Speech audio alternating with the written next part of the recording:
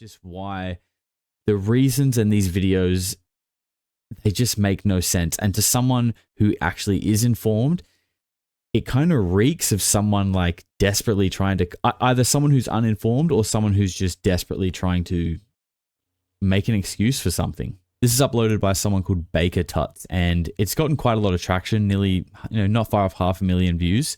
But they've said, here's how difficult it is to match the shockwave from the MH370 video. Feel free to recreate it yourself in After Effects if you'd like. And I'm not trying to knock anyone who has seen this kind of stuff and has thought, oh, it must be fake, because I get it. I want to try and run you through what it's like as an artist who was allegedly just making a make-believe video of a plane being zapped in their bedroom for a bit of fun, right? First of all, when you go online to get an asset and you go to download a free asset of an explosion that you need to include in your project, you're going to find an asset that suits and you're going to grab it. You're going to put it in your project. You might do a little bit of color grading. You might do a little bit of compositing in terms of making it blend into your scene a little bit better. But there is absolutely no reason to go in and composite only one frame of the effect. Remember, there's a whole, let's go back. Look at how many frames are in this thing.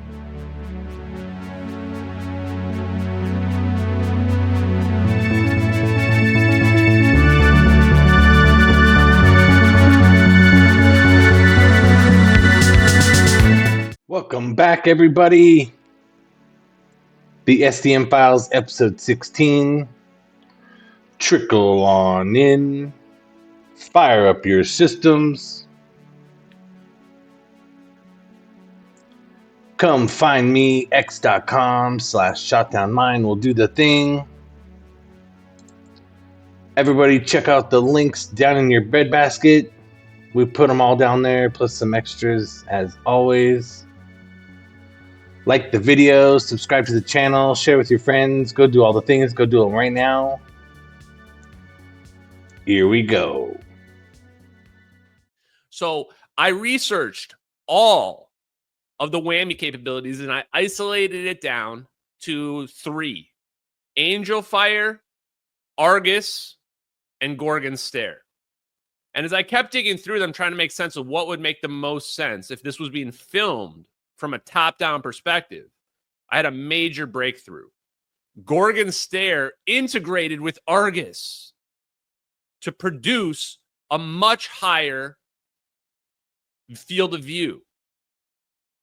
When I saw this image, I just had a complete epiphany. I had been completely wrong about trying to assume that it must be coming from a satellite.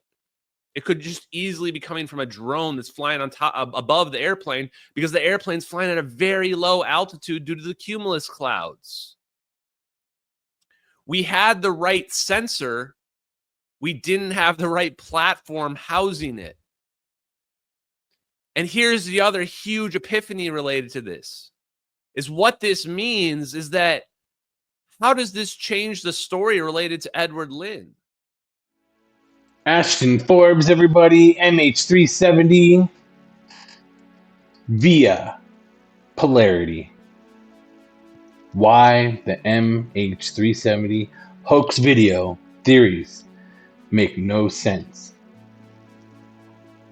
This has been big. This has been X all week long. Longer, really. This has been X the last 2-3 weeks. Pretty hardcore since, I'd say, since Ashton Forbes kind of started his hero redemption arc from villain to hero. Was about 3 weeks ago, it was 4 weeks ago, 5 weeks ago, somewhere in there, where he started getting onto kind of alternative media shows, and they're just bringing them on for whatever reason. Doesn't matter why they're bringing him on, but he's on there, and he's doing his thing. He's doing his Ashton Forbes thing. The 3 orbs, the fire, the turning of the plane, the dropping of the plane, the fishermen seeing them. And then the videos from the satellite or from the drones or from whatever, the communications from the Malaysian government and the U.S. government, from the U.S. government to the Malaysian government, from the U.S. government to the public, from the Malaysian government to the public, the militaries that were involved in talking between all those entities, including making statements to the public. while this was all happening, and then since, of course. And so since Ashton Forbes showed up on like Redacted and, you know, wherever else he showed up, Ross Coulthart started talking about him on his questions and answers. And maybe that's what kind of like really set the fire off. Because all of the Ashton Forbes haters have come out in the last 3 weeks, 2 weeks, 1 week, hard. They're out hard. They're out bashing Ashton everywhere they can. Anyone who's sharing anything that's Ashton related, they're bashing them hard. Anyone who's saying anything except for I hate Ashton is getting bashed hard. Including Polarity. Polarity did a video, which was the interview that he did with Ashton Forbes, which I don't think is actually his first video, but maybe it was his first video. But the interview that he did with Ashton Forbes was and is probably part of the villain to hero redemption arc. And so Polarity is really part of it by even having him on a show and treating him like a person instead of a whatever. Instead of attacking him outright and bringing on a secret FBI or CIA or whatever kind of spook, you know, bringing him on speakerphone and trying to debunk you live and trick you into a debunk situation.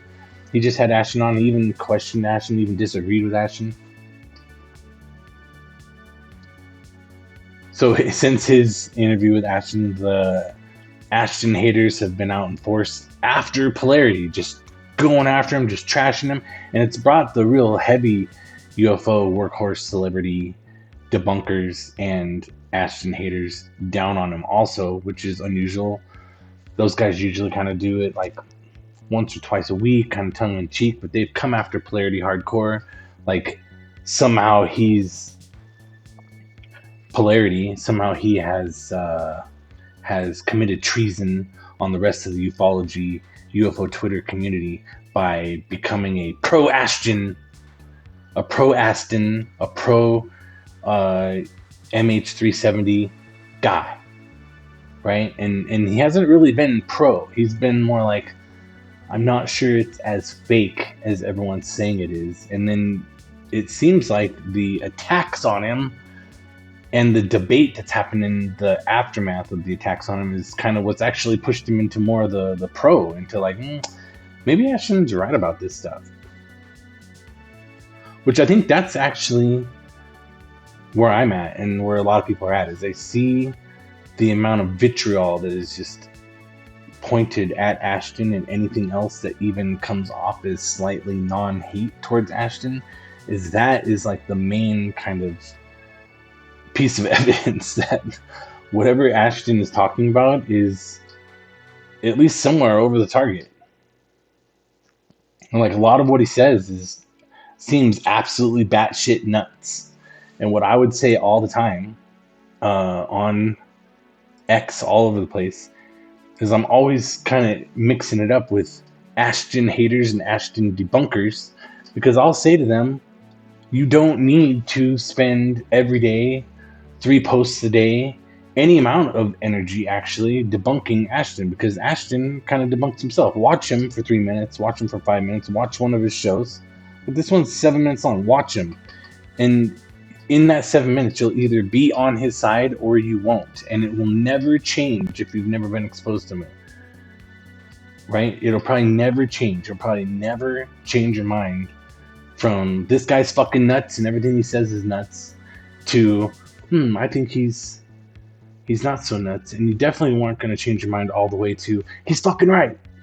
And if you start off as he's fucking right, you're definitely never going to change your minds to I don't know how much he's right about, or this guy's fucking crazy. And it probably won't even take this whole almost 7-minute video for you to like pick one of those 3 sides. And there's the 4th side of I don't give a fuck at all, for all sorts of reasons, because you don't give a fuck about anything even closely related to ufology or the Ashton Forbes MH370 topic, or you just don't give a fuck about Ashton Forbes and MH370 topic because it's not really a ufology camp, even though it is. And so the debunkers hate me more than Ashton Forbes, who has me banned, hates me. And all I've ever done to Ashton is say some like smart ass shit. I don't even know what it was, you know, something like, don't go there, bro. Like, stick to your thing. Don't go into all the other things. I don't know. I don't remember, but banned immediately. What I have here is Ashton has. We've got Ashton's channel, which you can see just a few days ago. He's hanging out with whoever this guy is. So he's still swinging strong in the ufology podcast, basically bringing on physicists to talk to you about really specific things that, you know, depending on how you cut the cake, it's kind of showing you what he's talking about is not that crazy. In the end, that's what all the physicists that he brings on to talk about physicist stuff is, that what he's talking about isn't that nuts. Now the videos are a whole different story, and that's what Polarity is really getting into right here. Is he's saying he's taking on the videos, the hoax videos, not even the Ashton Forbes and the free energy and the orb technology and all that stuff. He's not even going there. What he's saying is basically he doesn't think that the videos are actually hoaxes, and that if someone did make them, they why would they do that? And then he picks out all sorts of little things. He's got a like 2,700 point Twitter post that he put up, X post in response to the people's response to this video. A lot of what you would say were credible, kind of workhorse ufology X and YouTube accounts have kind of coalesced on Polarity to have an intervention with him and say, what's up, bro? You can't be joining the Ashton Forbes side. Like, you can't really be this crazy. You must be doing this only because you're trying to get clicks and engagement farm and that sort of thing. And we think that's wrong for you to do that on the backs of the victims, of the families of the victims of flight MH370. And he's writing back and saying, that's not what's fucking happening. Firstly, I kind of think you guys are kind of wrong about the hoax videos. Secondly, some of the other stuff that Ashton says is compelling. Which I would always say the most compelling thing to me is that the Malaysian government talking to the American government, which was involving the Malaysian military and other Southeast Asian militaries, and the US military, would come out to the press immediately as this plane is still basically flying over Indonesia and tell everyone that there's no threat and all the implications that has. Like, how would they know that there was no threat? And back in the day when Ashton first brought this up 2 years ago, he would say the only way they would know that is because they were tracking it, because they know where the airplane is, they know what it's doing, they know that it's already exploded or it's already crashed into the ocean, or that it's turned left and flown over the city and is now flying out over the Southeast Asian Ocean, or that it's been zapped away to Diego Garcia military base. That's the ways that they would know that there was no threat. Or they didn't know that there was a threat and they were just lying, and that's weird.